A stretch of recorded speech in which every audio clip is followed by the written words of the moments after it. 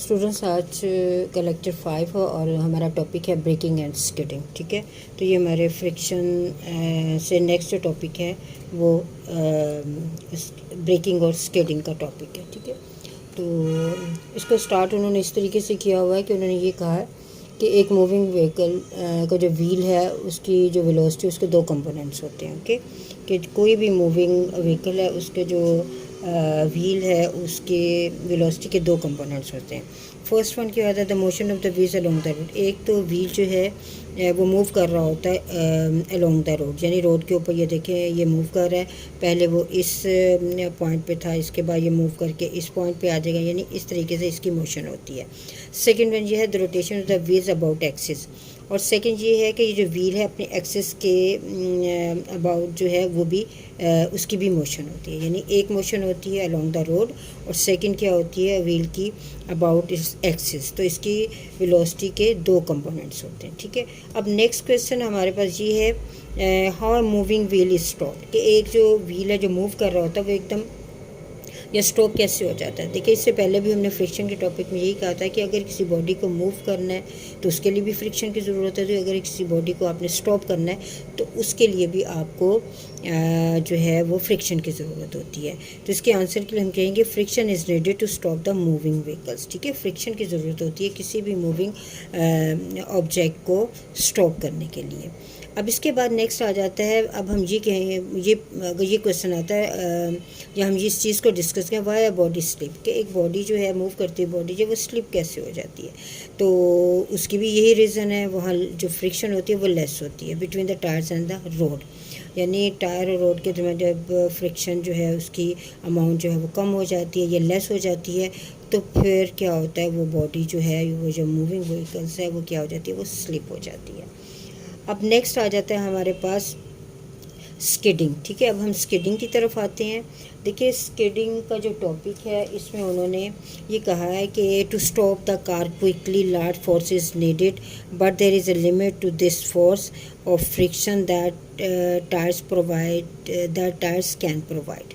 देखिए, गाड़ी के अगर आप गाड़ी चला रहे हैं और बहुत स्पीड में आप जा रहे हैं तो गाड़ी के और गाड़ी के आगे अगर बैरियर आ जाते हैं तो आप क्या करते हैं, आप गाड़ी को फ़ौरन ब्रेक लगाते हैं। ठीक है, बहुत तेज़ी के साथ आप ब्रेक लगा रहे हैं और आपकी गाड़ी भी बहुत स्पीड के साथ क्या है वो मूव हो रही है, वो आगे की तरफ बढ़ रही है। तो अगर बैरियर आ जाता है तो आपको उसको स्टॉप करने के लिए या रोकने के लिए आपको फिर ज़्यादा फ्रिक्शन चाहिए। ठीक है, और ज़्यादा फ्रिक्शन होगा तो फिर गाड़ी जो है वो स्टॉप होगी। लेकिन टायर और रोड के दरमियान जो फ्रिक्शन होती है वो तो एक ख़ास लिमिट तक होती है, और पहले हमने टॉपिक में यही बताया था कि जो फ्रिक्शन की फोर्स ऑफ फ्रिक्शन है ये एक लिमिट तक हम इसे इंक्रीज़ करते, इसके बाद ये इंक्रीज़ नहीं होती।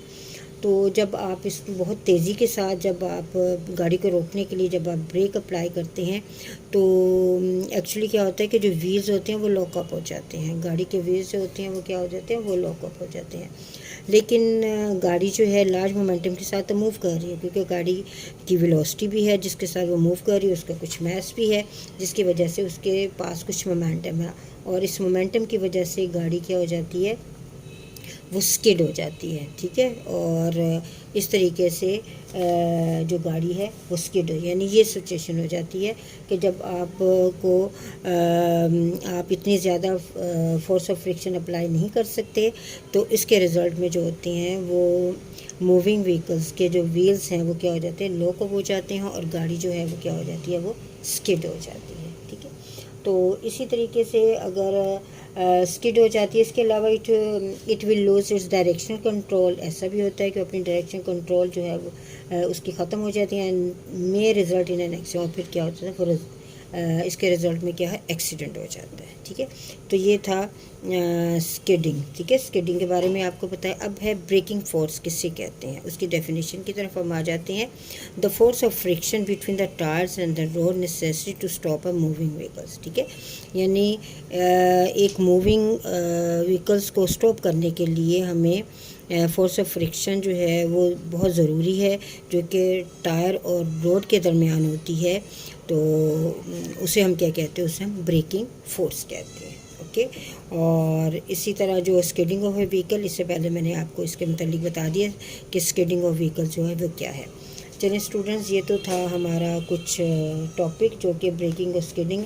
एक्चुअली इसमें सिर्फ आपने इसकी डेफिनेशन जो है वो आपने वही सिर्फ लर्न करनी है, ठीक है।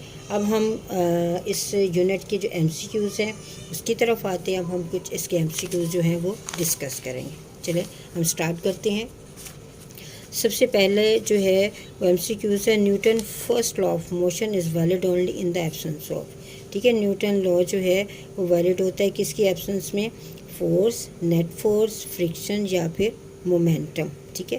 तो Newton first law of motion जो है उसमें क्या आ जाता है, उसका आंसर जो है वो नेट फोर्स है, ठीक है। सेकंड है इनर्शिया डिपेंड अपॉन, इनर्शिया किस पे डिपेंड करती है? फोर्स पे करती है, नेट फोर्स पे करती है, मास या फिर वेलोसिटी के ऊपर।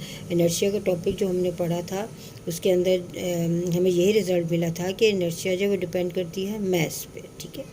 अब body jump out of a moving bus, there is a danger from him to fall, यानी एक बॉय जो है वो मूविंग बस से जंप कर रहा है, उसके लिए सबसे ज़्यादा डेंजर क्या होगा? First option towards the moving बस, अगर मूविंग बस की तरफ अगर वो जंप लगाता है। Second the away from the bus, या फिर वो बस से जो है पीछे की तरफ लगाता है, या फिर इन डायरेक्शन ऑफ मोशन, या फिर opposite to the direction of the motion. तो इसके जो आंसर है, करेक्ट आंसर है वो है in the direction of the motion. अगर वो लगाएगा तो फिर क्या होगा? उसके लिए सबसे ज़्यादा उसके लिए वो डेंजरस होगा। इसके बाद है a string is stretch by two equal and opposite forces 10 Newton each, the tension in the string. एक स्ट्रिंग है, उसके ऊपर आप दो इक्वल ऑपोजिट फोर्सेस लगा रहे हैं 10 न्यूटन की, तो टेंशन इन द स्ट्रिंग क्या होगा? उसका आंसर क्या होगा? वो क्या होगा? वो 10 न्यूटन ही होगा, ठीक है। The mass of a body, mass body decreases when accelerated, increase when accelerated, या फिर थर्ड ऑप्शन है आपके पास decrease when moving with high velocity, या फिर नन ऑफ दिस।